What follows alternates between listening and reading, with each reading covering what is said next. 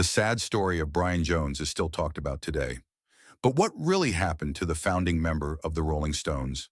Brian Jones passed away in his East Sussex swimming pool during the 1960s, and it was widely believed that he drowned accidentally while intoxicated. But is there a possibility that it could have been something more sinister?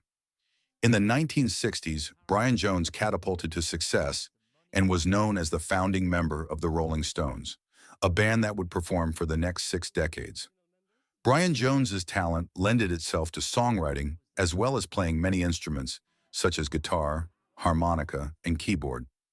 It was because of his skills he helped define the band and its style. Mick Taylor would go on to replace Jones after his departure. Brian Jones was infamous for his heavy drinking and substance abuse. When he was found dead in his swimming pool at his Sussex farmhouse, many assumed that the rock and roll lifestyle was the very thing that caught up to him.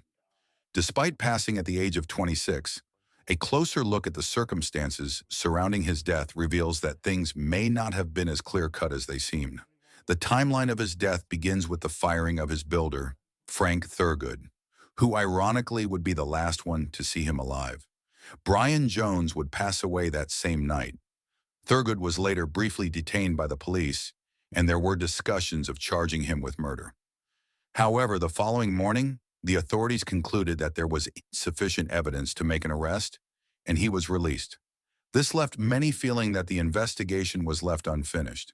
It's been said Thurgood behaved suspiciously and showed little sympathy when Jones was found in the pool, something that's still talked about today.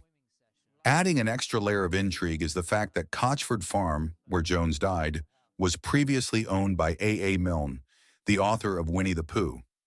The fact that Brian Jones passed away so close to the very spot where the characters of Christopher Robin once played makes the whole situation even more unsettling.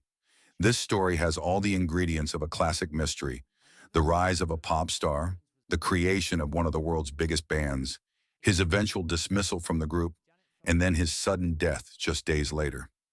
Sadly, only 2 Rolling Stones members attended Brian Jones's funeral. It was drummer Charlie Watts and bassist Bill Wyman. What are your thoughts on the death of Brian Jones, and what do you think happened?